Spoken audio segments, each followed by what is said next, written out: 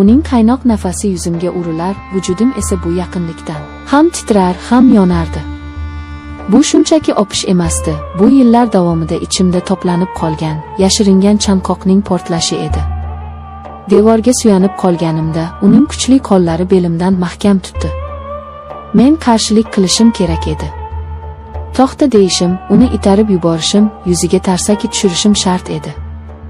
Lekin men buning o'rniga barmoqlarimni uning sochlari orasiga kirgizdim va o'zimni bu tubsiz jarlikka otdim. 35 yosh.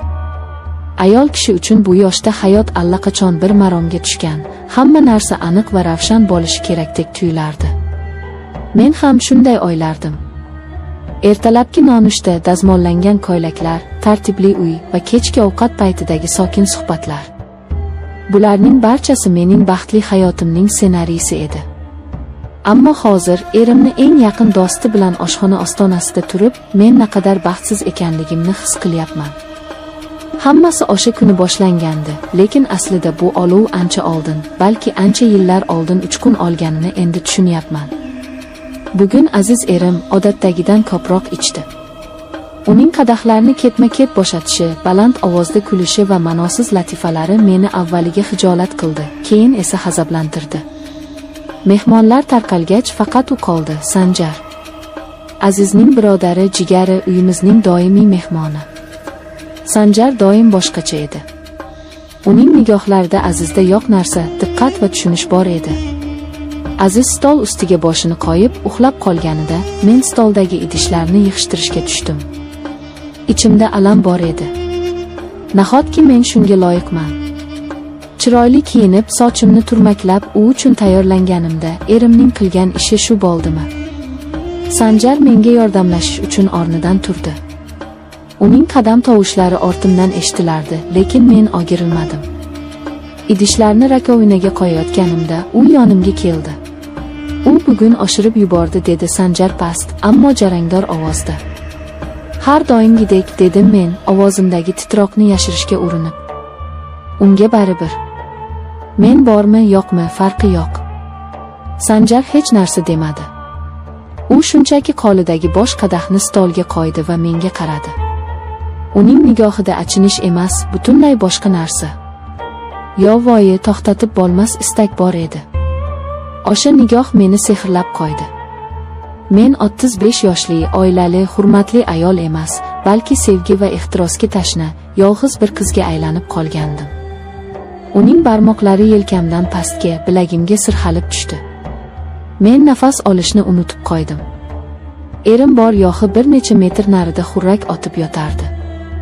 Bu vaziyatning xavfliligi, taqiqlanganligi his-tuyg'ularimni yanada kuchaytirib yubordi.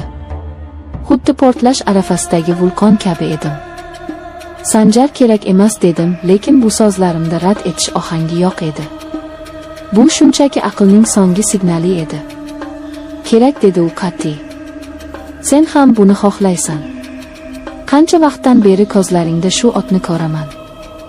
Sen baxtsizsan, u esa buni ko'rmaydi. Kor bo'lib qolgan. U meni o'ziga tortdi. Qarshilik ko'rsatmadim. Aksincha, ko'kragiga boshimni qo'ydim. Uning yuragi xuddi menikidek tez urardi. Uning hidi, qimmat atir va erkaklik hidi boshimni aylantirdi. Erim Azizdan faqat aroq hidi kelardi, Sanjardan esa ehtiros hidi. Keyin hammasi boshlandi. U yagimdan tutib boshimni ko'tardi va lablarimdan o'pa boshladi. Bu o'pish yumshoq, ehtiyotkorona emasdi. Bu ochlik edi. Yillar davomida yig'ilgan, bosib kelingan hislarning ochligi. Men ham unga xuddi shunday javob qaytardim. Qo'llarim uning bo'yniga chirmashdi. Boshim aylanib ketdi. Oshxonadagi soat chiqillashi, ko'chadan o'tayotgan mashinalar ovozi, hammasi yo'qoldi. Faqat u va men qoldik. Biz yo'lakka o'tdik. Devorga suyanib, bir-birimizni yutib yuborgudek bosalar almashardik. Uning qo'llari tanamni kashf etardi, xuddi uzoq vaqt yo'qotgan narsasini topgandek. Men esa o'zimni tirik his qilardim. 35 yoshimda birinchi marta o'zimni shunchalik kerakli, shunchalik jozibali his qilardim. Erimning sovuq munosabati, kundalik tashvishlar, yolg'izlik hissi bularning bari Sanjarning qaynoq quchog'ida erib ketdi. Men seni qancha kutganimni bilasanmi? deb pichirladi u boydimdan opar ekan. Ering aziz seni qadrlamaydi. U seni ko'rmaydi ham. Bu so'zlar qalbimga oq kabi qadaldi, lekin bu og'riqli emas, aksincha yoqimli edi.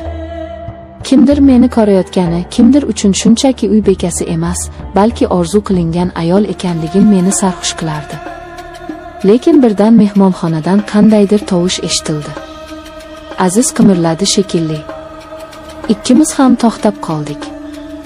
Yuragim qinidan chiqib ketgudek urardi. Qo'rquv va ehtiros aralashgan bu tuyg'u meni aqldan ozdirayozdi. Agar u hozir uyg'onib bizni ko'rsa nima bo'ladi? Hayotim ostin-ustun bo'lib ketadi.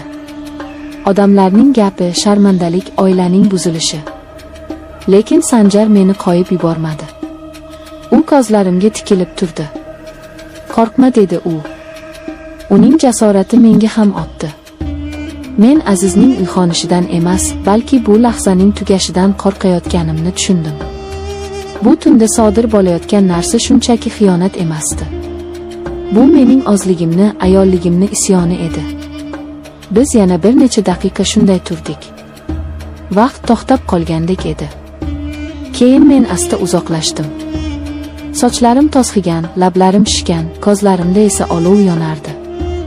Sanjar hamon menga ochlik bilan qarab turardi. "Ketishing kerak", dedim past ovozda. "Bugun ketaman", dedi u qo'limdan tutib va kaftimning ichidan opdi. Bu harakati shunchalik ehtirosli ediki tizzalarim qaltirab ketdi. Lekin bu oxirgisi emas. Biz buni inkor qila olmaymiz endi. U ketdi. Eshik yopilishi bilan men devorga suyanib polga yiqilib tushdim. Qo'llarim bilan yuzimni yopdim. Yig'lashni xohlardim, lekin ko'z yosh yo'q edi. Faqat xalati bir yengillik va dahshatli bir aybdorlik hissi bor edi. O'rnimdan turib mehmonxonaga kirdim. Aziz hamon o'sha ahvolda, og'zi ochilgancha uxlab yotardi. Unga qaradim. Bir paytlar sevgan, ishongan odamim. Hozir menga begonadek tuyuldi. Uning beparvoligi meni birovning quchog'iga itardi. Yoki men shunchaki o'zimni oqlayapmanmi? Bu kecha sodir bo'lgan narsa hayotimni o'zgartirib yubordi.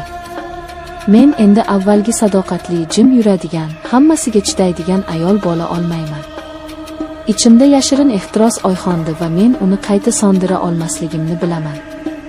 Erim Aziz uxlayversin. U o'zining xaflat uyqusida, men esa. Men endi haqiqiy hayotimni, xavfli bo'lsa-da, his-tuyg'ularga to'la hayotimni boshlayman. Sanjarning ketganiga bir necha daqiqa bo'ldi, lekin men hoziroq uning qaytishini, meni yana o'sha kuchli qo'llari bilan kutishini xohlayapman.